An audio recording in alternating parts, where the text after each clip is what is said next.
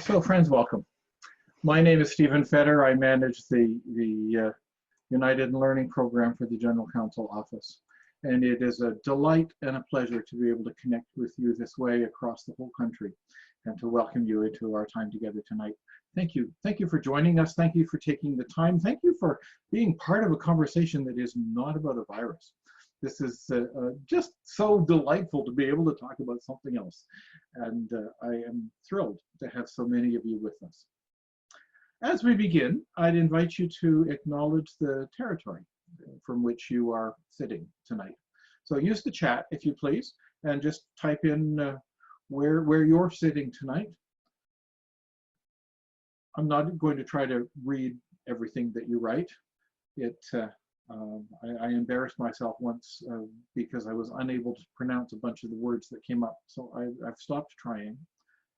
But I do want to acknowledge that this remarkable land that we are all living in has been known and loved and nurtured for 10,000 years and more. And look at all the different places that are being named here in the chat as we do that. Michiko will be doing and acknowledging the land after the prayer. I'm sorry, I didn't realize that. I should have checked. Not a problem. It's just become a habit for me to do that. I'm sure they will adjust. Thank you, Jordan. So then let me say to those of you who haven't yet found the chat, if you move the mouse over top of my picture, you'll see all of the different icons from Zoom come up at the bottom of the screen. And one of them will be the chat. That's going to be the primary way that we use to communicate back and forth with each other. We've got 114 now in the room. And so if you were to open your mics to ask questions, we'd be here till midnight, and we'd rather not. So use the chat. That's what it's for. Don't panic if it suddenly fills up and starts going so fast that you can't pay attention to it and also listen to the speakers. Listen to the speakers. That's why you're here. That's why they're here. And Jordan's job really is going to be to watch the chat and to see what questions come in and try to mush them together and make sure that we hear what's necessary. So the chat is your way to talk to Jordan, and don't feel like you have to ignore the speakers to read it. Pay attention to the speakers. They're much more important. And you'll be helping me with the questions too, right? Oh, will I? Oh, shoot. You probably have like more than one screen. I have one tiny laptop and my notes and the pictures, and I can't always catch what's in the chat. I'm here. Happy to help. Thank you, Steve. So without further ado, then, let me turn things over to Jordan. Jordan is our host for tonight, and I'm really mostly in the background. So delightful to be with you, Jordan, and really pleased to be able to welcome you into this space. And over to you. Thank you very much, Steve. Thank you so much for hosting this second part of our trans conversation. Welcome to all of you. I am just thrilled. I know each of the panelists tonight are thrilled that so many of you have decided to join us tonight. And if you are in a group of people with one computer or one monitor that you're looking at, maybe you could put in the chat how many folks are with you. That would be really great to know. So welcome. Thank you for your interest in learning how to be and live into becoming trans allies. As we know, trans and non-binary people are members and leaders in the United Church of Canada, but they're also our neighbors, our family and friends, and members of our local communities. Despite our church having policies and our country having laws which affirm trans people, we know that they still face disproportionately high rates of discrimination. So thank you for your interest in learning how to stand in solidarity with them and put your allyship into action. We'll begin tonight with opening prayer offered by Rita Olink, followed by acknowledgement of the land by Michiko Bankai. Rita? Creator God, creator of diversity, creator of all peoples, all sexual orientations, all gender identities. Thank you so much for giving us this opportunity to share and to learn and to celebrate the wonderful diversiveness of gender identity. we who are trans know we are fearfully and wonderfully made. And we thank you for making us this way. And we thank you so much for giving us this time to share our stories and to just be with each other. We thank you for this, and we just ask that you would bless our time together. Let the questions be honest and full, and Lord, help us to answer fitfully. Amen. Amen. Ichiko.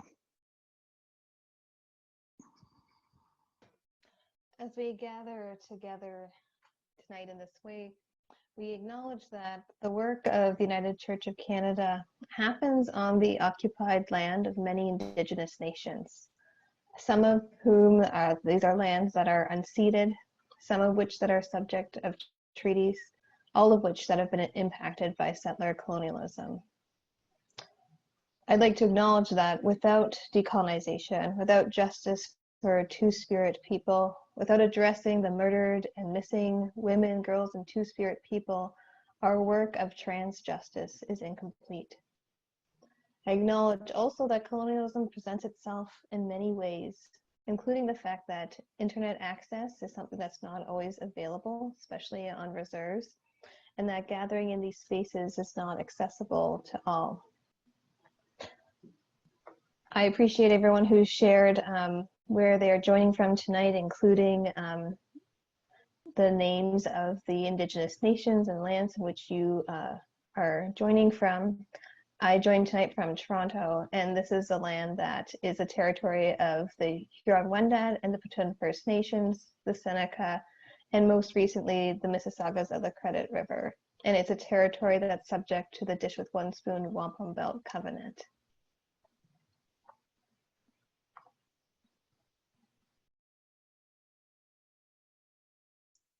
Thank you, Michiko. My name is Jordan Sullivan. I am a trans man and staff at the General Counsel Office, where my portfolio includes the work of LGBTQIA and Two-Spirit justice. My pronouns are he, him. The full bios for each of our speakers and panelists tonight are available on the United in Learning website, where you registered for this webinar. So feel free to check back to those for more details later. But I will just quickly introduce each of them to you this evening. We'll begin with Aurora. Aurora is a trans woman from Banff, Alberta. She identifies with the pronouns she, her. Welcome, Aurora. Rita Olink, who you heard offer our prayer earlier. Rita is a trans woman from Sudbury, Ontario, and Rita's pronouns are she, her. Pan Graham. Pan, that's spelled P-A-N, as they like to say, short for pandemonium, is a non-binary trans person from Edmonton, Alberta, and Pan's pronouns are they, them. Michiko Baunkai. Michiko is a non-binary person from Toronto, Ontario. Michiko's pronouns are they, them. Fran Forsberg. Fran is a cisgender woman and parent of trans children from Saskatoon, Saskatchewan. Fran's pronouns are she, her. Welcome, Fran. Linda Hutchinson. And beside her, Bruce Hutchinson. Linda is a cisgender woman and a trans ally from Kingston, Ontario. Linda's pronouns are she, her. Bruce is a cisgender man and a trans ally from Kingston, Ontario. Bruce's pronouns are he, him. So we will begin this evening with listening to Aurora share with us an introduction and overview of what it means to be a trans ally / accomplice. What is that? Welcome, Aurora.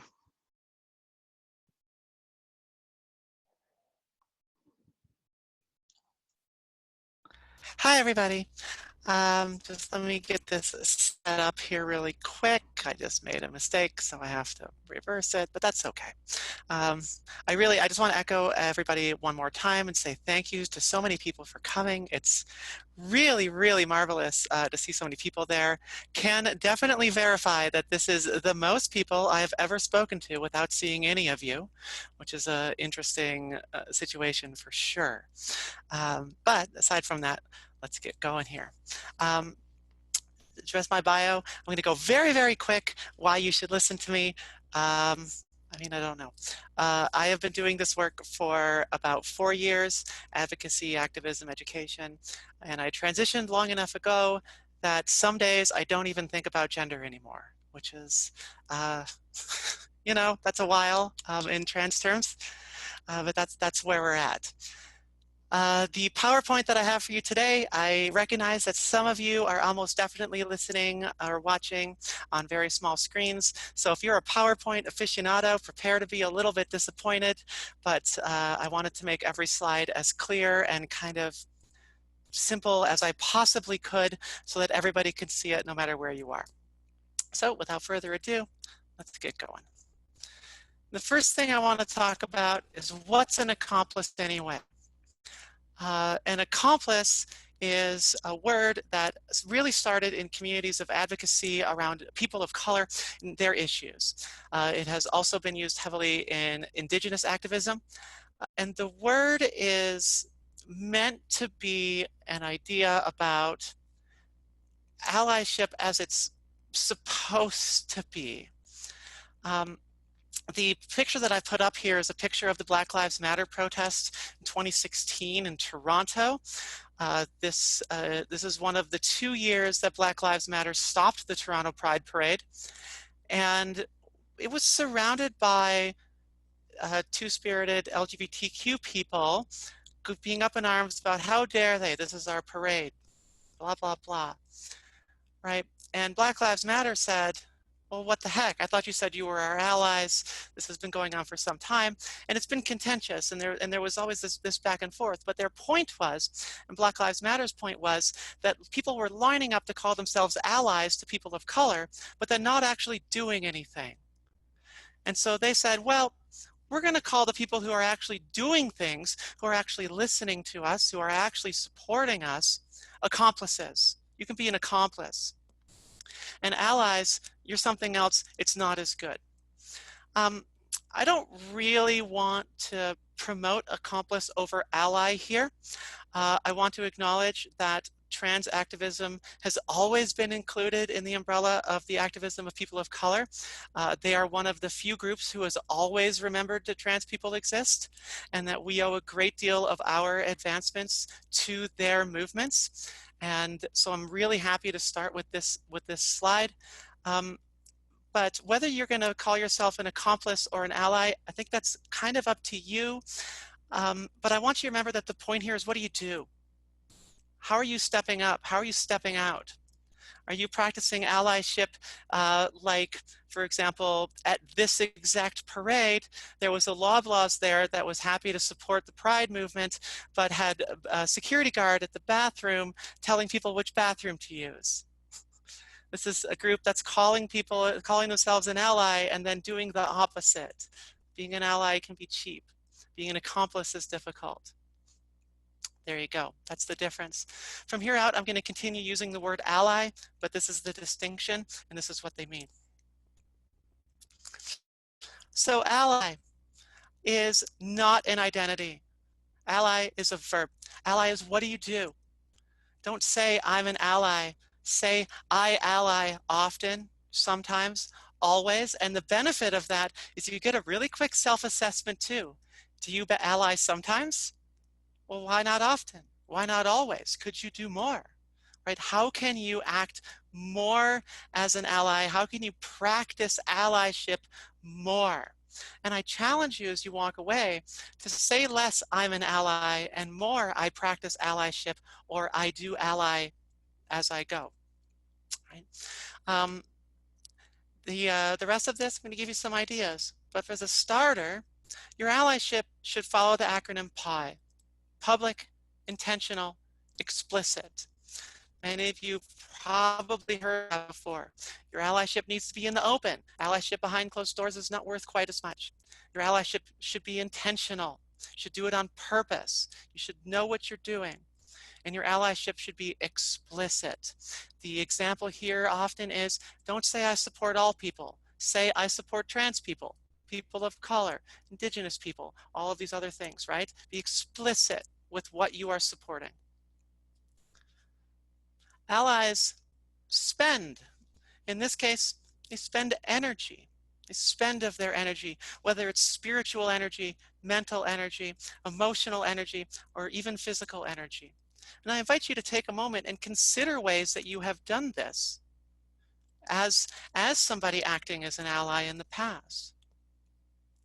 Have you educated others? That's mental energy. Have you supported trans individuals in distress? Emotional energy. Have you included trans people in your, trans-identifying folks in your worship service? Have you spiritual energy?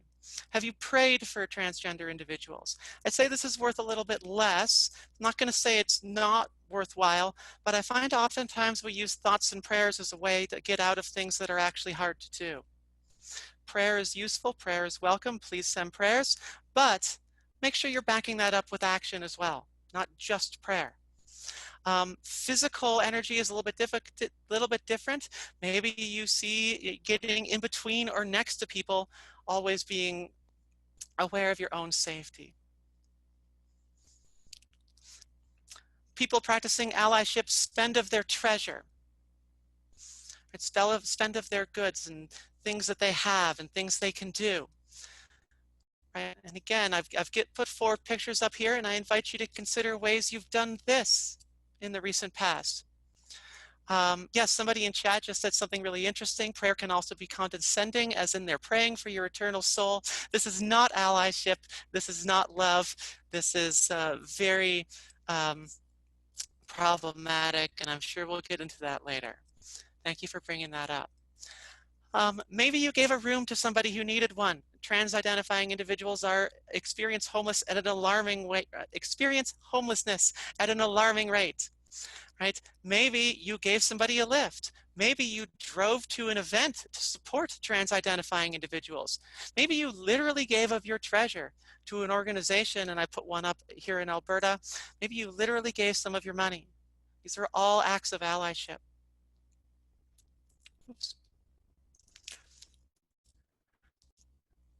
Practicing allyship means spending your social capital, saying hard things to groups of people, right? Especially if that group of people is your tribe, right? When have you done this?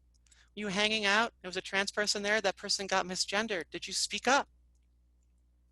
Do you have an I'll go with you pin on your backpack and actually do that if a trans-identifying individual asks you to? Is there no trans-identifying individual anywhere that you know of and somebody says something inappropriate? Do you call in or out based on the situation there? All these things are hard to do in the face of your tribe, your friends, your family, right? Spending social capital. So, to practice allyship, spend time, energy, you're going to spend treasure, social capital. But I want to give you another way to look at this as well. You lift burdens. To practice allyship is to take burdens from marginalized people. Speak up so that others don't have to. Solve problems so that others don't have to. I'm sure anybody on this panel or anybody that's trans-identifying in this chat can understand what it's like to be the person in this picture. You must always show all this grace. You must always be a graceful paragon of etiquette and courtesy and politeness, even as people say really offensive things to you. Right? Because if we say what we really think, if we get angry, if we don't react positively, they go, I knew that person was a jerk. I knew that person was a bad person. I knew all trans people didn't have anything together, right? Society puts the burden of grace on marginalized people. And they also burden us with oppression, with insult, with harassment at the same time. And we are expected to do, in this case, a yoga pose, I guess, while maintaining that grace. Well, your allyship can take that grace for yourself to give us a break. And I'm sure we'll come up with examples of those in the talk as well. Next, burden of education. Our society places the burden of education on the marginalized as well. And it can often feel like this. There's a million hands coming at us, right? Really, really common thing is an adult human will come out to say they're parents, and those parents will be like, we have so many questions and you have to answer them all. Well, a lot of those questions are in talks like this. A lot of those questions are online, right? I remember when I came out, when I was transitioning, my family, I had several calls a day asking me the same questions over and over again that I knew were easily findable all over the place, right?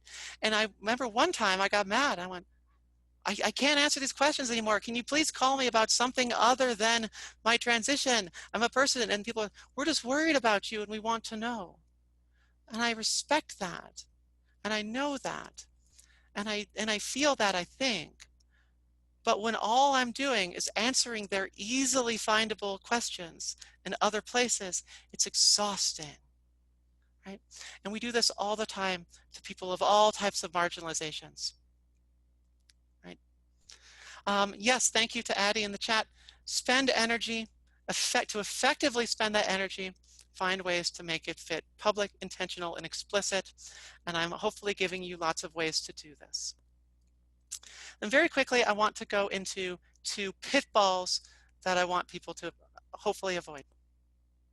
Number 1, internet activism. We're going to put a border on our profile picture. We're going to post a meme, and we're going to say, great, I'm a trans ally. Well, me and that Loblaws in Toronto said that too, and then they had the bathroom police out, right? It's not completely useless to post these kind of things on Facebook, but it's very much a first step. And I would challenge everybody to find ways to do more. And one very simple way to do more would even be post a comment on your trans meme, or to post a comment on your trans border and say, hey, I specifically support these people, and this meme shows that. Even that is more useful than simply posting the meme without comment, sharing the meme without comment, sharing the story without comment. Add your own support to it. Amplify their voice. Merely sharing or merely posting silently is, I'm going to put it in the same boat as thoughts and prayers. Challenge you to do more. And the second pitfall is, but I'm an ally. I can't possibly be a racist. How could I be a transphobe? I'm an ally. This happens a lot. We all have our implicit biases, and investigating those is difficult. It is so hard. Jordan, can you give me a thumbs up or down? Do I have like a minute? Yeah, if you could wrap up the next minute, that would be great. Okay, I won't tell the story then. We all have implicit biases. It is worth investigating, and it is very hard to investigate them sometimes. Accept criticism, continue learning, go back to the basics. And when you make a mistake, and maybe you get called out on that mistake, listen instead of speaking, instead of pushing back. Accept that, right? We make mistakes, we have implicit biases, that's okay. What we need to do is move forward in the way that the people that we are attempting to ally say we have to. Okay, so finally, in summary, to ally is to do things. It is to perform actions. I challenge you not to say, I am an ally. I challenge you to say, I ally, and I do so in the following ways. I listen. I speak up. I promote trans events like this one, trans individuals, trans music, trans art creation, which I put down there, and support creators, right? Promote also, maybe literally, maybe you're a boss, maybe hire trans people. We don't get hired all the time, right? Hire us. I show up to events. You all showed up here. Thank you so much, right? And I donate, I give of my money. Trans organizations are underfunded, right? We need your money. And that is one serious thing you can do. So I'm sure we'll get lots more stuff. That is a brief 10-minute crash course, and I will pass it back over to Jordan, and thank you for listening. Thank you very much, Aurora. Appreciate your leadership and some new ways for some of us and a reminder for many of us on how to live into allyship. So we're going to move now into questions for our panelists. And I would invite anybody, just a reminder, if you want to post a question in the chat, please do so. And one of us will try to catch it and bring it up at some point when it is appropriate. So we are going to begin this evening by asking Rita a question. Rita, could you please tell us a little bit about what your experience as a trans woman has been like within the United Church of Canada?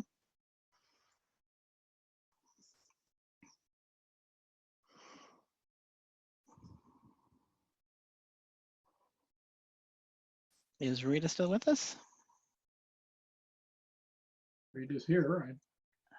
Okay. There we are. I'm sorry. There you go. Is that better? Yes. That's good. Go So ahead. Rita, what's Okay. your experience been like? My experience with the United Church of Canada started back when I was driven out of a very conservative church that I'd been with for 32 years. I was looking for a church home, and there was just a little United Church just up around the corner from where I live. And because I always went to church on Sunday, I decided to go there, which I did. I was welcomed. Now, mind you, I was still presenting as male at that point. It was early on. First thing I did after the service is I went to the minister, and we went for a coffee, and I told her all about me. Magic happened. I was welcomed. The very next Sunday, still presenting as male, I was invited up to light the Christ candle. This was a big event for me because in the other church, I'd been stopped from helping in any way at all. I was too dirty to even pick up empty coffee cups in the cafe. From there, we went on for a while, and eventually we got to the point where I could come to church as myself.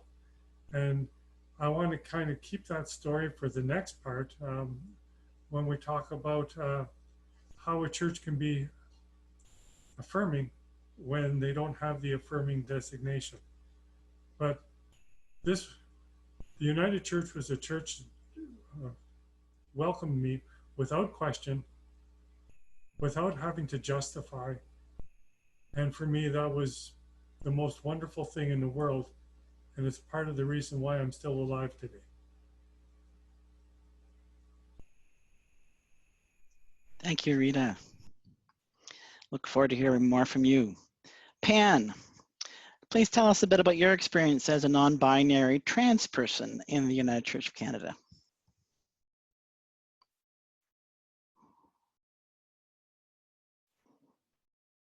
Thought I knew how to work this computer. Well, my experience started in the United Church as a kid, and growing up 30 years ago in the church, I knew that it was a liberal denomination. So there was in the fringes conversation about LGBTQ type people, but it was mostly gay and lesbian ministry. And so there was not a lot to show what trans was or that it even existed. So I grew up not even really knowing what it was. But having popped around for school and moving across the country, I had eventually uncovered affirming ministry, and that meant that, oh, my world broke open and there was this intentional acknowledgement of queer people, and eventually came down the line of, oh, trans there too, and I'm trans, so how am I being accepted? And if I go back along the timeline, I get less and less acceptance because, I mean, it's time. Time takes the evolution forward. So today, I am super supported in my congregation for the most part, whereas 10, 15, 20 years ago, it wasn't a thing. in general, I found it quite interesting in the different bubbles of churches I've been to, because affirming didn't necessarily mean that they had everything figured out, and not being affirming also didn't mean that they weren't welcoming. And so there was this big clash sometimes. But I find that I've been really comfortable in a lot of places the older I get, and the more I know what I'm looking for. So I do appreciate the United Church for being the spearhead in a lot of denominations, to be like, yes, this is a thing, and yes, we're okay with it, and yes, we were affirming for decades, so we're going to keep doing that and find new ways to do it. So that's kind of a really terrible roundabout explanation. That's okay. Thank you so much, Pan. Aurora, what's your experience been like as a trans woman in the United Church? Sure. So I am the musician at Rundle United Church in Banff. We're a small congregation. There is no choir. The music is only me. And part of my job is to sing the loudest in the room. I call it giving cover. If I'm louder, they can sing a little better and they don't get all self-conscious. So that's what I do every Sunday. I've done that from before I transitioned. I did that through my transition, which I did very publicly. There was no, for me, when did I go full time? And that question is less applicable to me. I came out and I was like, this is who I am, and you can all catch up with me when you get there. And the church itself has always been really wonderful. Like I said, small kind of family, close-knit sense there. Always very welcoming, always very lovely. The minister has changed 3 times since I started and twice since I was transitioning, and each minister has been very supportive and lovely. The interesting parts, the difficult parts, have always been largely around the tourists, because we're in Banff, we get a lot of tourists. And I, as I mentioned, try to sing the loudest in the room. Well, I'm a classical musician and I have a formally trained bass baritone. So whatever I may look like or sound like now, as soon as I open my mouth and sing super loud, everybody in the room knows that something is up. And the whiplash on some of the tourists is one of my favorite moments of Sundays. The downside is that it very rapidly, so often it makes it so that my gender becomes the only thing they care about. There's so many times where somebody will go up to, say, the minister, and they will tell the minister, wow, the music sure was great. That Aurora sure is something in music. I wish we had a musician like she is. And then they'll come up to me and say none of that, and they'll only talk about my gender, right?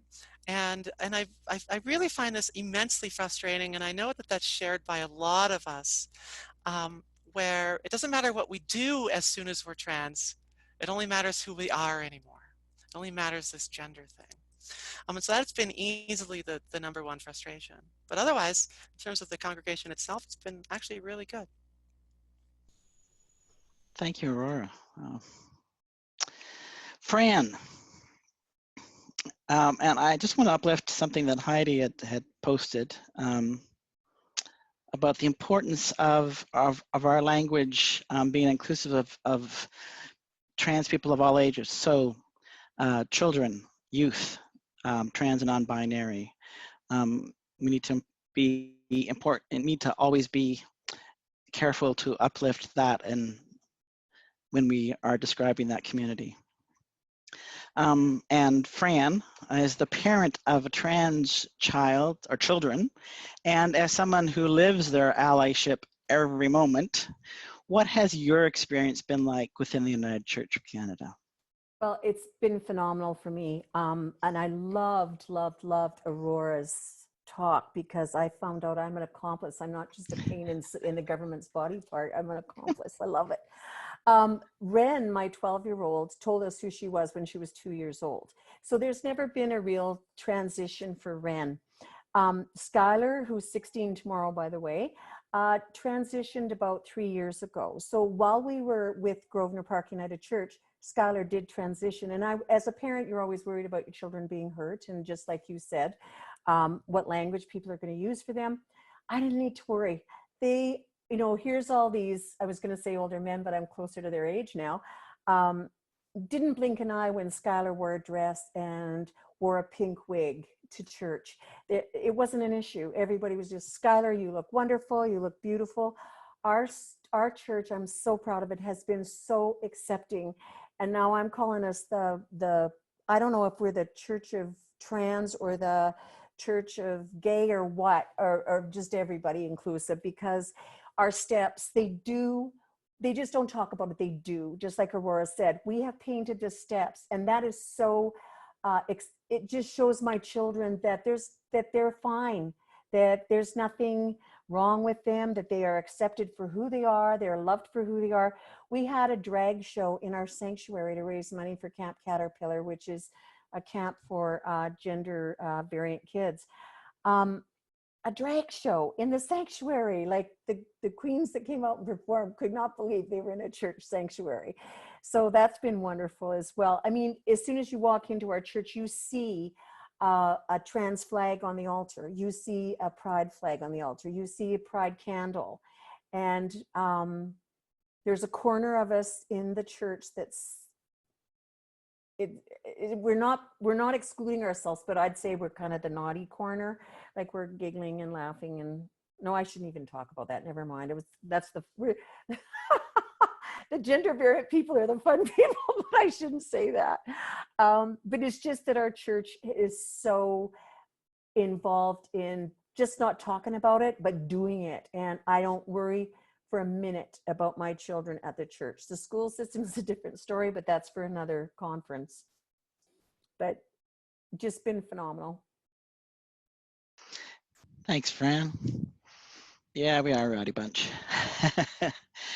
Bruce and Linda Hutchinson, very active in Affirm United. Please tell us a bit about how you've been living into your allyship within the United Church. So I'm going to begin. And as you said, Jordan, Bruce and I have both been very involved with Affirm United. And also we were involved with a group, an affirming ministry action group in the former Bay of Quinte conference. And so have experienced many attitudes, and both positive, negative, neutral, wondering, in many different congregations in our work in doing workshops and coaching people to become affirming ministries. And since that, I've done more of that across the country with the Affirming Ministry program. And I think it was probably as a result of our activity as allies in a more of an organizational way that in about 2008, we were invited by the then Kingston Presbytery to accompany a trans woman as she and her wife moved through that transition. And so this was really hands-on. This was different than doing a workshop. This was being there in a very personal way. And it was a huge privilege for us, and a huge learning also. And I'm just going to say that for me, Aurora mentioned listening. And so listening was one of the key things that I think helped us move through our journey with our friends. Listening, but also making sure that who I am and my story does not get projected onto my friend's story. Each person, even trans to trans to trans, has a unique story. And especially being a cisgender person, my story was quite different. And so it was really important for me to be able to let my friend lead the way And I look at it as holding up a mirror to the conversations. And let me hear what you're saying to me. This is what I'm hearing. I think, are you feeling like this? Just trying to let the other person lead the way. And in our relationship, it was one of two couples, which I'm very happy to say continues today. We are still, the four of us, active in different ways in supporting and being allies together. Yeah. So have you got a minute for Bruce? Yes, of course. A couple of comments to make. One is I just want to touch on what Aurora said as well. When you come into, we were asked to be allies, there was an awful lot I did not know. And I didn't think it was the responsibility of the person I was helping to tell me. And so we dug out literature, materials, read a fiction book that involved a trans person. And so just the whole business of educating yourself. When you're in the majority, you don't need to know, you don't think you need to know a lot about other people. But for me, it was really important that we read up and we understood. And Aurora also talked about moving it into action. And so I can tell you, the first time I went to the Trans Day of Remembrance, it was a significant thing to me to realize how many people die in a year because they're trans. And so that's the kind of doing something that I think maybe makes you move from an ally to an accomplice. I don't know. Mm-hmm. I think if I could just add a personal story about moving into action was having the privilege of going with our friends for the first time out to a restaurant in Kingston. Kingston isn't very big. So this was a significant time for our friends to be out as a couple with the trans woman in her own self and being. And I had a different reaction than they did, but I definitely had a reaction to my sense of being in public for the first time as an ally with my friends. Thank you. Thank you, Bruce and Linda. I know everyone's listening is going to want to hear more from everybody who's speaking tonight, and I wish we had the time to do that. But moving on, Aurora, next question is for you. Maybe you can fit your story into your response here. Is it possible to feel safe and affirmed in a church where you're out as a trans person, but where the church is not publicly, intentionally, and explicitly affirming? I do have a story here. It's not that one. Okay. One thing that I know I'm not unique here is I have an endless source of stories of more or less bad things that happened to me that I can turn into educational moments. So I have one here too. But the question about, is it possible to feel safe? Well, it depends on what we're talking about. Generally safe, totally safe, 100% safe, I don't know. I can't stress enough the value of support from the top for marginalized people. And that's what being an affirming congregation really does. It gives support from the top. It lays out expectations. It lays out a general process and a feeling that this congregation or whatever group really is going to practice. And that is a really, really excellent starting point. And my first question to any church that didn't have that, or any group in general, would be, well, why not? Is there a reason you don't? And that reason can range from, we don't believe in it actually, or to, well, we just don't have the energy or time for it. And I would refer that person to my presentation. But what this does really, when you become affirming in the sense that United Church, or whatever your group, is it sets out a plan.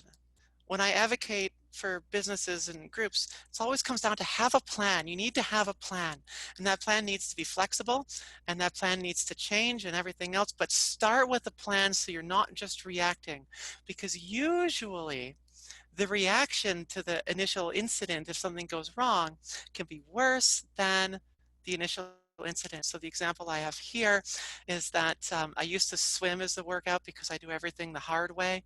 And I did this through my transition in public pools. And it was,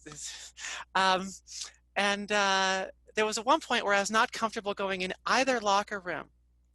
And the group that the gym was very affirming in words, but they weren't affirming top down. They didn't have any real plans in place.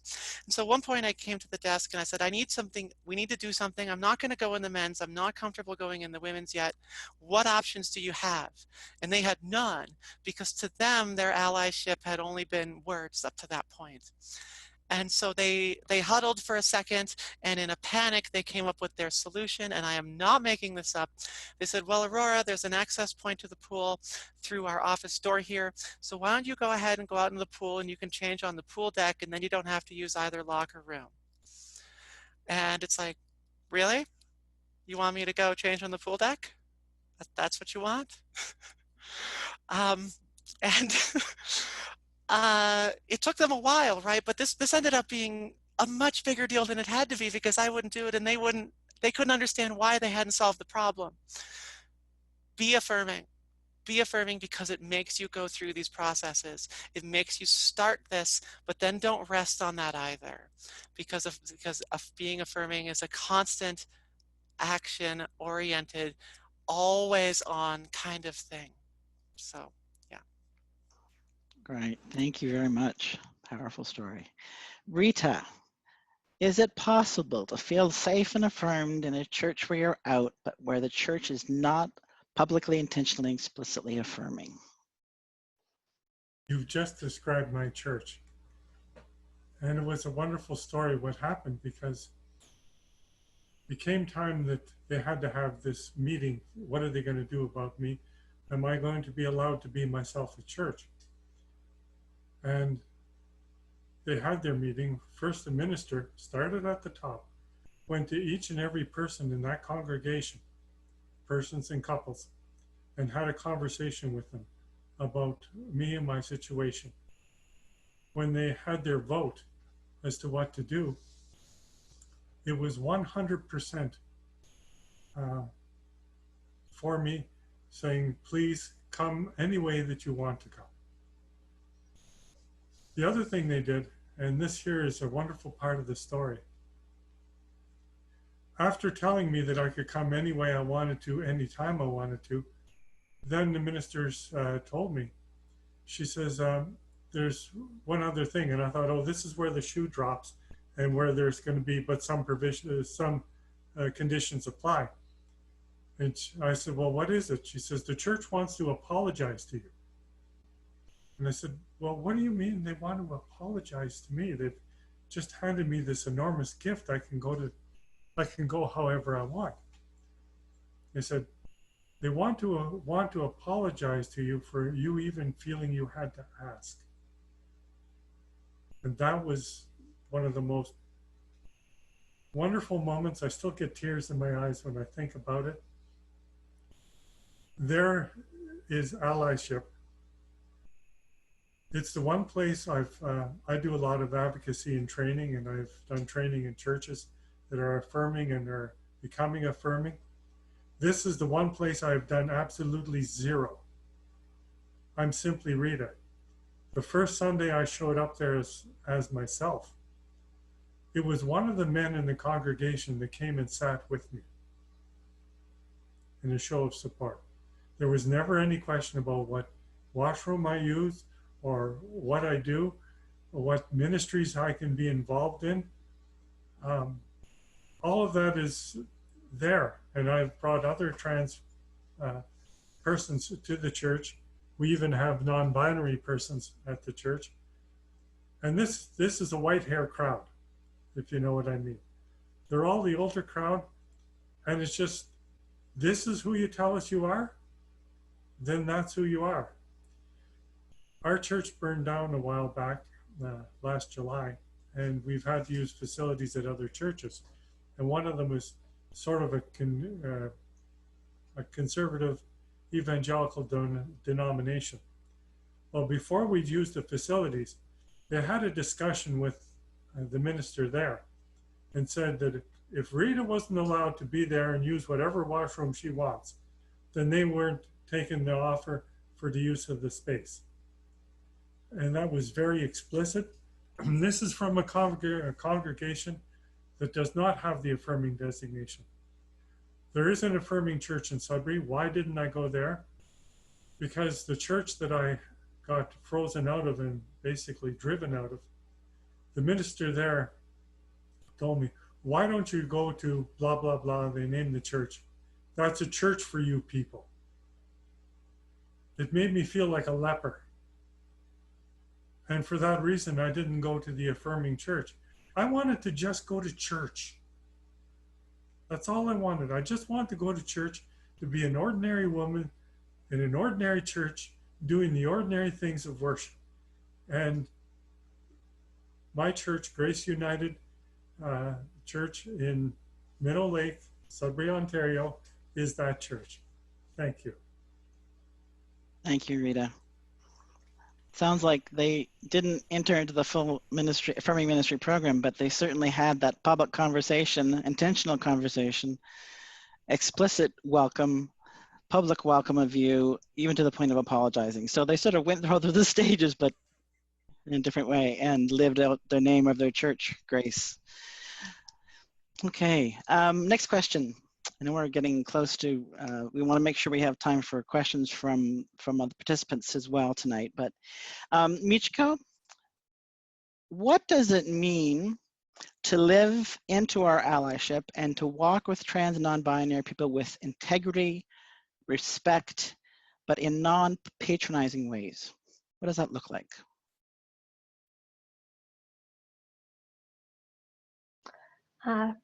Thanks, Jordan, for the question, and thanks to everyone who's still here and listening. So this is a bit of like a thesis type question where I think I could go on about even the different words in each part. So I'm just going to try and touch on a bit of everything briefly. I think other people, especially Aurora's presentation, has already explained a lot around the importance of doing the work, taking the time to learn and keep learning, not on the surface level, but to keep going deeper. I think on a really practical level, there are some questions you can ask yourself as you plan an event or prepare a document or you're developing a program around, you know, if trans people are in positions of leadership. You know, I find it frustrating to be in these situations where, you know, I might be invited to be somewhere where it feels like they want me there as decoration, that it proves in some ways that, you know, they're being inclusive, but at the end of the day, I don't feel like I actually have a voice or capacity to make change in terms of what I'm participating in. And I think that that issue connects to another question, which is, are trans people being paid for their labor? Or, you know, if there are resources, if, you know, there is money, who's staff, who's volunteer, what does this mean? I think it's important to ask questions like, if a trans person were to engage in this space, even something like if a trans person were to look at, you know, our church's website, would they see themselves reflected? What would be the ways that a trans person would know that they were safe and included? And these questions, there's lots of other ones you could think of. I think it's about asking these every time you do something, even if you have to make a flow chart to remind you or intentionally set up check-in evaluation times. You know, putting a sticky note beside your computer that says, you know, check the pronouns that you're using before you send that email, whatever it is that you need to help remind you, really live into those changes you're making.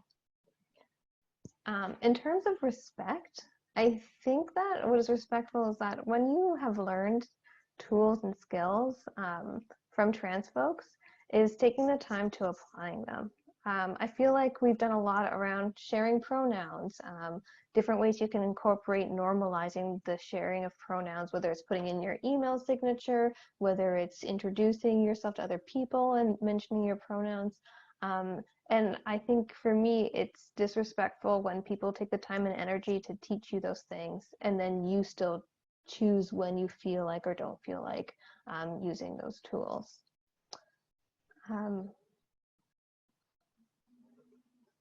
Yeah, so this is going to feel a little off course, but stick with me here. I just wanted to lift up, for me, one of the best examples of accomplice, not ally, would be looking at Sam and Frodo from Lord of the Rings.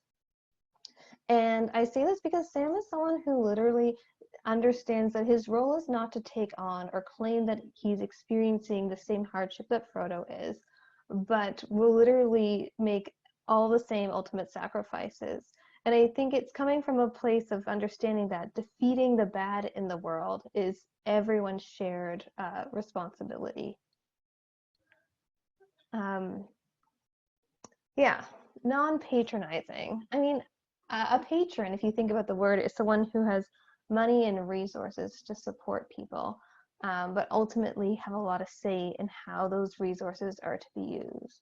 And I think that to not be patronizing means to let go of that need for control, the assumption that you will always have a say and your comfort will be what's prioritized in the situation if you're going to be an ally. And I think that's really, it's a spiritual invitation towards surrender to humility.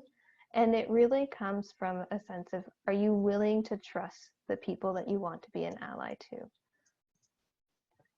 And I think one thing that I like to question people around that disrupts this idea of being patronizing is to ask ourselves, when it comes to allyship, you know, who really needs the help?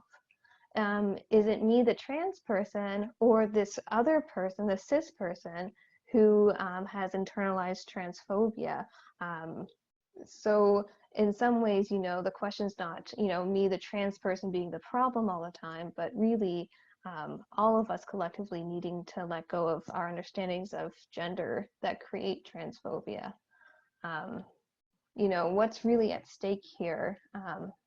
Is this work not really about our collective liberation? Is transphobia not something that we're all seeking to be free of? I'll leave it there for now. Wow, lots of good things to think about. Thank you so much. Sam and Frodo, I love that analogy. If you haven't seen Lord of the Rings, watch it now, you'll understand it. So our last question of the evening is, what are some concrete ways that churches can publicly, intentionally, explicitly affirm trans and non-binary people? You've heard, I think, much of answers to that already. So I'm just going to invite our panelists, instead of asking you one at a time, I would just invite anybody on the panel that wants to add something to what's already been said. What are some concrete ways? And Fran, I'm going to start with you because I know you'd already had planned on saying something. Pan, Bruce, and Linda and Mitch, go ahead as well.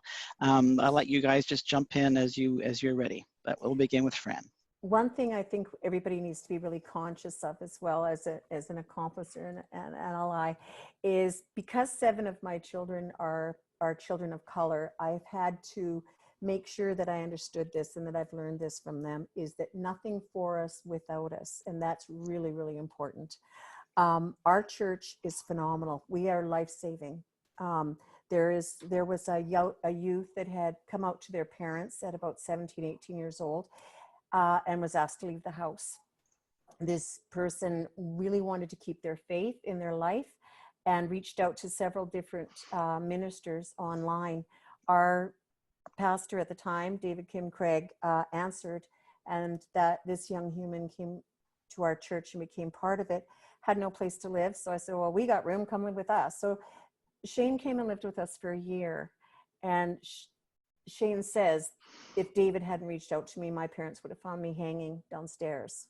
So we have to open our homes as well as our hearts and our minds. Our church is taking, we're challenging the city of Saskatoon to do a city bylaw to abolish conversion therapy. This has put us in a place where our church is not afraid to stand up and say what we believe and to act on it. Our church has had hate mail. Our building has been defaced, as well as a couple of other church buildings in the city. Not going to stop us. It just shows us more that there's so much more to be done. We're also petitioning the Saskatchewan government, the provincial government, to do the same. I know the federal government is planning on it, but that's not enough, and it takes them too long to move. And I don't know how much longer I've got left, so I want it done now. We want it done now. We also are as a church, we're sponsoring a refugee who happens to be a trans woman of color. So that's another way that the church is reaching out and helping people live, like basically just live, and to live in a safe environment. So if there's anybody out there who's listening and is a parent, needs help, wants guidance in where, if there's anything I can do as far as books or resources in your area, please reach out to me. I'll be more than happy to reply. Thank you, Fran. Anne, Bruce, or Linda, Michiko, you want to jump in there? I want to do like a bit of a counterpoint to what Fran just said. Not in a bad way of like, oh, I totally disagree with the nothing without us, because I think to show that you are prepared, or like that you've done your research and you've done your work, even if you don't have trans people in your congregation, to be a welcoming space. Like, you shouldn't have to wait for a trans person to be like, oh hey, like, can you do something please? Like, I think similar experiences for us all, I think, have been like, I'm here and I want something. Whereas to be like a major accomplice would be to just, oh, there's this other church that has trans people and this is what they're doing positively. We can do that too, and then we'll be safe for everyone. Things like making sure that you have a gender neutral washroom in case people are, you know, like experimenting or uncomfortable. It doesn't really matter who they are or where they're at in their transition or questioning, just having that space available. Using those, like all the pronoun tricks that are all over the internet, and changing the language in the church to like reflect the experience of different people. Someone wrote it up earlier, a question about how do we talk to, like, how do we include names and kids and whatever, and affirm their experiences. Well, stop using brothers and sisters and just say siblings. You know, mix it up. Don't say father all the time. Say mother, say parent, child. It can be, Jesus is a child of God, I'm a child of God, not Jesus is the son of God. Why do we put so much effort in gendering our deities? We don't have to. That's a thing that I really appreciate from my congregation, is that they've actively changed the scripture to say sibling instead of brothers or sisters. And I really appreciate that. And using they in just like your generic conversation. You don't have to have a trans or non-binary person to do that. Can I say one little thing?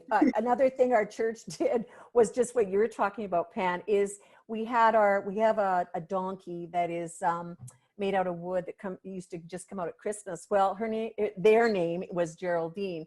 Geraldine has come out as they, them, and that was a story for the kids. But also Geraldine is now wearing, you know, a pride flag kind of saddle kind of thing, and identifies as they, them.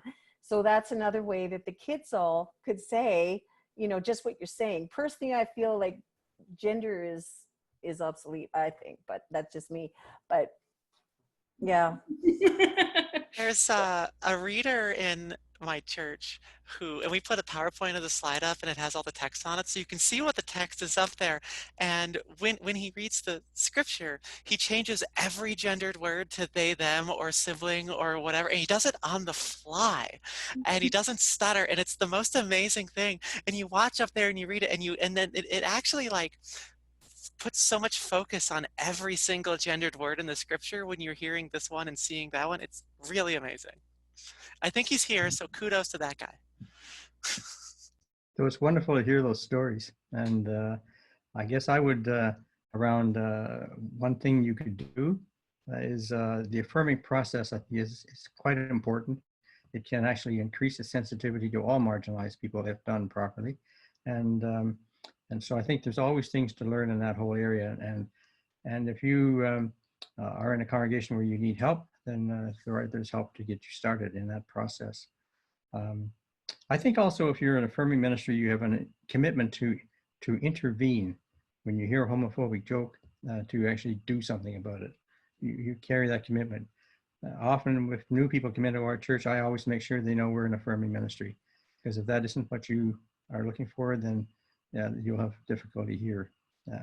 Also the commitment to learning. So Linda, did you say that? So I think the action plan, if you had an action plan that didn't involve you at the time covering trans information, then I suggest you take an anniversary as an opportunity to go and revisit your action plan, revisit what you actually learned the first time. After 20 years, 15 years, we were in 15 years, we did a whole recommitment to being affirming, and go to pride parades and take part in the things that are happening in your community.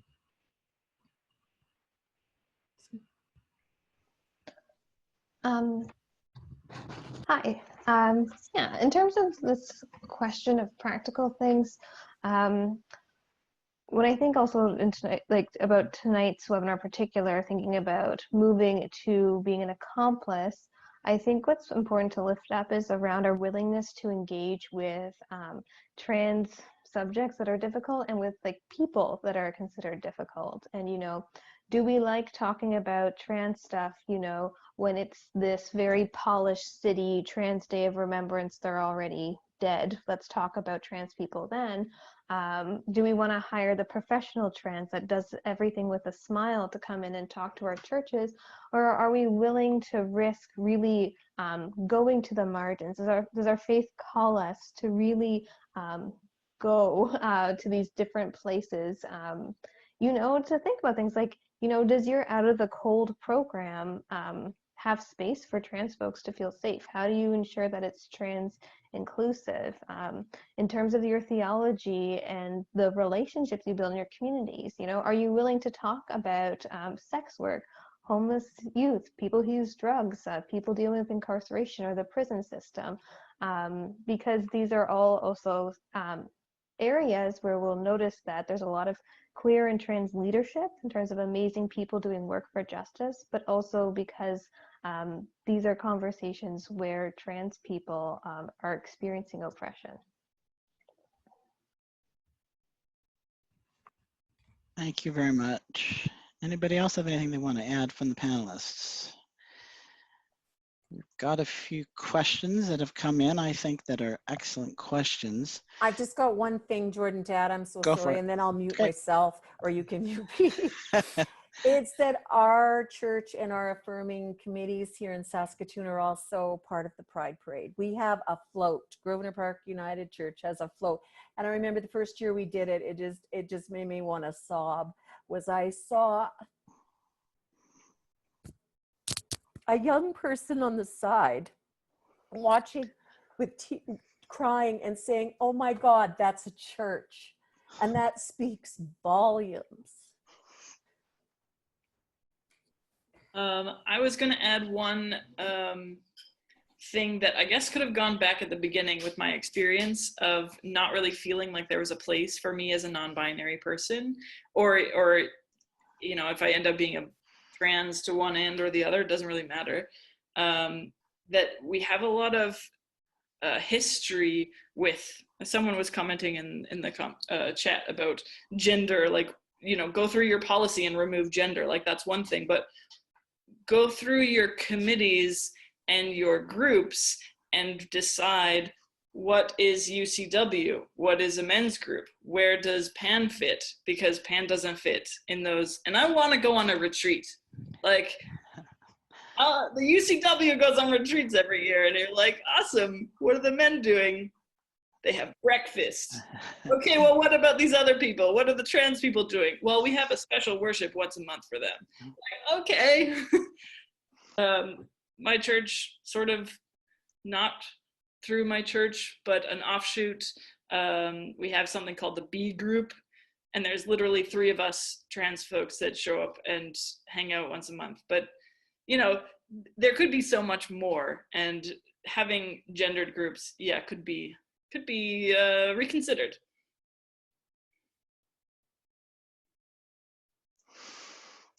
Okay, I'm going to add one thought that I had during this, and when it comes to engaging in gender diversity education, whether or not you have trans people in your church, and maybe in particular if you have no trans people in your church, when it comes to diversity education, it's your responsibility to engage in that, but include the voices of trans people. Find folks in your community with the local LGBTQ group center or resources online so that you can engage with people and that live in the margin, go to the margins, because not every church has or knows they have trans and non-binary people in their congregation. So a couple of questions and comments that have been put in that are very similar, and I think it's really important for us to raise these, and I apologize, I didn't write down your name when I was writing down the question. So one comment was, I think this forum is fantastic, but I don't understand how, if being LGBTQ allies is a value of the United Church of Canada, then how do those United Churches that are not affirming, how are they allowed to remain as part of the United Church? And a very similar question, how much tolerance do we have to sustain for the intolerant? So at that point, I just want to just speak because I was born and raised Seventh-day Adventist. So I was born and raised very conservative theologically. And I struggle with this all the time because I engage in conversations with people that are my loved family and friends still, that are everywhere from really don't get it to really, really transphobic. But being in relationship with those people is very important. For a good portion of my life, I didn't start to transition until I was 51, I was extremely transphobic. So would I not have been allowed in the church when I was my own transphobic? We could say the same thing for a racist. How can we allow racists to be members of the United Church of Canada? Well, white people, we're racist. That's the way we were born and raised. That's the bottom line. So there's always going to be this push and pull when we're in conversation as part of a church who never even engaged in a conversation in my lifetime, when I was in the church, never engaged in the conversation. The United Church engages in the conversation, and I think that is everything. So that's it for me. Please, panelists, if you want to make comments on that. I'll jump in on that. One reason as well that I think can't be understated is that, let's say that I walk up to a church that claims to be affirming, and within 2 seconds something happens and it's junky and I leave. The only way that the head church office would find out about that probably is if I went and told them. But if I go tell them, I have to relive that over and over again. I have to have this long drawn out conversation that may continue who knows how long, and maybe I just don't want to, right? So one of the ways that this kind of thing might happen in the United Church is that they don't get reported, because reporting takes a significant amount of energy. And if this sounds similar to some other things about reporting, then draw that connection, please. You know, I heard a few people tell me in the chat they were sorry about that pool bathroom story. I have 10,000 stories, right? If I go to a church and get the 10,001st story, it's hardly a new day, right? Which is rather cynical and sad, but it really has to be a bad day or something really important for me to escalate that, right? And so I expect that this church that Rita was at, nobody's complained, and there's probably other ones like that, which doesn't mean that they're not bad.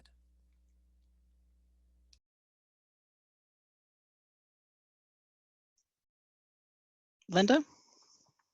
So, Aurora, I just ask you the question as an ally who is trying really hard to do and to act. How do I know about your bad experience? Like, is there someone that you could tell about that could do the work for you? That's my concern, that, you know, things can happen in a congregation or places that I might even be, but I don't know of the hurt. I would be willing to stand up. I understand where you're at. I'm willing to be there. I'm willing to do. How do I know? That's a really tricky question, and I hope somebody on the panel has a better answer than I do. But you know, one of the issues here is if I walk up, if it's part of the church that I'm at, I know who is the you in that congregation that I can go talk to. But if I'm at a church I don't know and I walk in there, then and maybe the first person does this, that unfortunately is going to be the representation of that entire church now in my mind. And I'm not going to realize that there's a you in that church for me to talk to. And my odds of finding you, even if you are there, you know, I'm not going to take that risk, right? I'm not going to walk up to somebody else and be like, well, whatever. I think the best answer I can give you is, as somebody who came here today, as somebody who's reading, as somebody who's living it and has been for a while, if something doesn't feel right, it's probably not, and I would investigate that. And maybe you don't get a complaint, but maybe you can see that that's going on, and that's the hard work of allyship, is following that up when these people are your friends or your family, or you see them every Sunday or whatever else, right? Yeah. So would it be helpful, for example, if I had a rainbow symbol on, like on my name tag, a rainbow ribbon, could you feel you would trust that, or give it a try? Maybe. Yeah. I want to move us back to the question. People are posting, they don't feel it's really been answered, and that's the tolerance versus intolerance issue within the United Church. Pam, were you going to speak with that or something? I was just gonna sort of link into Linda and Aurora chat about, oh my gosh, what were they even talking about? Never mind. Yeah, especially for, my apologies, Pam. Who's comfortable to come to who if there's a problem? And I would say that you could do one better and go, and as like cis people or whatever in your own congregation, being aware of the language you're using and the people who are kind of triggering just in their existence, I guess, because we all know those people who are like, oh gosh, that guy's gonna go and do his thing again. Like, being able to approach those people regularly and have conversations when it's something as simple as, all right, ladies and gentlemen, we're gonna, like, tackling that before it even happens, because it's like little microaggressions will then lead into bigger ones. Yeah. So simple things like pronouns and language choice, when you start to think about it, is going to then change your actions later. In the bigger scheme. But if you keep doing, oh, it's fine, ladies and gentlemen, this is like, we don't have anything else to say. If you keep on that stream, then you're going to open up more and more problems. Yeah. So to avoid even the need for a stranger like myself or Aurora to come and find someone and say that they're uncomfortable, like, try to avoid that entirely. Yeah. I just want to add that as a parent of, like I said, like, you know, trans children as well as children of color, the word tolerate just makes me go mental. You do not accept my children. If I hear you or anybody say a racist thing or do a racist act or a transphobic, anything like that, I am not going to sit there and listen to you or allow you to do that behavior in my presence. You will be corrected and educated. And if you can't, way you go. Sorry. You talk about grace, it's nice to have grace, but I will not tolerate abuse of humans. No way. Yeah, that's where it always comes down to for me too, is that safety, and for particularly for children and youth, but for all marginalized people. And I'm thinking, Jordan, oh, yes, sorry. I'm thinking maybe Affirm United and the United Church need to have a conversation of a webinar on this very issue, because it seems to come up a lot. Go ahead, Michiko. I'm going to come at this from the pastoral angle, also as someone that's in ministry with United Church of Canada. One thing, just to wrap up the other conversation around, interacting, safe space, it really highlights for me why outreach is so important. I feel like when I'm out in the community and I'm meeting people where they're safe, where they're comfortable, I go to Glad Day Bookshop here in Toronto, and that's where people see me. It's where I always bump into some other, gay ministers. That enables me to build relationships so that when people are walking in the door, they actually already know someone. When we, as MNP committee, say, yes, part of your ministry is being able to do this stuff. We won't judge you when you put your work, when ministry looks this way. Let's spend money on having people in our church go to conferences, go to events, so that this can happen, so that relationships are happening outside the church, so that you're not worrying about what happens when the person steps in, because you're there to welcome a friend. Just one piece. In terms of how do we navigate this tension of inclusion and harm and what might happen, I think it's important just to center on getting to know people and what their tells are and what their support needs to look like. If you have, like, especially one very visible trans person, like especially transitioning in your church, it's wise to set up some kind of system of support, a prayer group, or whatever that person names that will be helpful, so that you can be checking in, you can be following up in a way that feels the most supportive. I think it's also helpful to think about sort of like circles of care. So, if something happens, that's transphobic, like not waiting for the trans person to say I didn't like that and then having to do all the teaching, but recognizing where you are in relationship to people. Oh, this is going to be less upsetting for me to have the conversation around. I'm going to take it upon myself to go have that small conversation on the side explaining why their comment was hurtful. So I think part of it is just that awareness of what you are able to offer to a space, and being willing then to have the initiative to follow up. Thank you very much, Michiko. And thank you to all of our panelists. I want to sort of try to wrap up for today. Were there any questions that I've missed, Steve, that you might have seen, or any of the other panelists? Is there anything that we've missed? And while you're thinking of that, I just want to add, I apologize if my comments offended anyone. I find myself often balancing these worlds between creating safe spaces and also respecting those who I know are still struggling and ignorant, really. And it's a hard world to traverse. Aurora, did you want to say something? Yeah, I saw a question that was really interesting about being as an educator, and how do you be an ally to students, or some form of that. And I just wanted to field that one really quick. A lot of these ideas you can take, especially a lot of the ones that Michiko just said, they were super bang on things.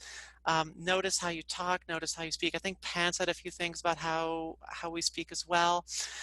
These can signal that you're a safe place. If you can put flags out, please do. But depending on, I don't know if you're like a district educator and where you are, you may or may not be able to do that kind of thing. So you may have to get creative. But if you signal your willingness to ally them, they will eventually trust you. And then the next part is, and this is much beyond the scope of this, but if, let's say, a child does come to you as a teacher and says that they're trans in some way in the words that they choose, recognize immediately that you may be the only person on the planet that knows that. And that is a very, very sacred trust. And there are resources out there, but how to go from there requires a great deal of sensitivity that unfortunately we can't answer in the time we have. But I hope that the first part of that answer helped find ways to signal, and they'll pick it up. Thank you very much, Aurora. Any other questions that have not been addressed? Okay. I want to just let you know that we will be sending out by email a list of resources for going deeper. And Those have been contributed to by all the panelists. Some have been sharing resources throughout the webinar, and I'm adding that to that resource list as well.